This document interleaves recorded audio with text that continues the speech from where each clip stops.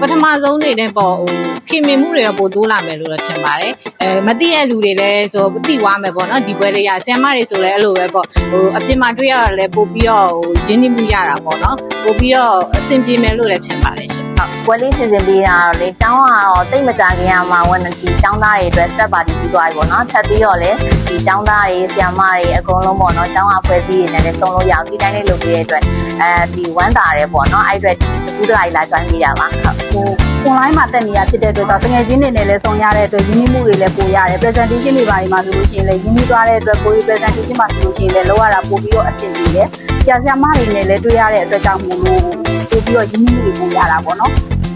အကျိုးကျေးဇူးအနေနဲ့ကကြတော့အခုက online class ဖြစ်တဲ့အတွက်ပေါ့နော်ဒါကိုယ့်ရဲ့တငယ်ချင်းတွေနဲ့လည်းဒီအများကြီးတွေ့ရတယ်ပေါ့နော်မတူနေတဲ့ batch ကလူတွေနဲ့လည်း online ရောဒီ Facebook တွေတက်တဲ့ကျောင်းသားတွေပါလာမှာဆိုတော့လေအဲကြောင့်ဒီ campus တွေနဲ့လည်းအများကြီးတွေ့ရတယ်ဆိုတော့အဆင်ပြေရဲ့ဒီခြေတော့နဲ့လည်းအဓိကရင်းနှီးမှုလည်းလိုချင်တာလည်းပါတယ်ပေါ့နော်ပို့ပြီးတော့လည်းစစ်စစ်ချင်းလေးဖြစ်သွားမယ်ကျောင်းတက်ရတယ်လည်းပြောပါတယ်ဒါကြောင့်ဒီပွဲတွေကိုလာရပါရှင်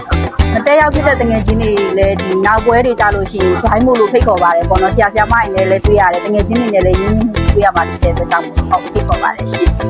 လမ်းမို့အမို့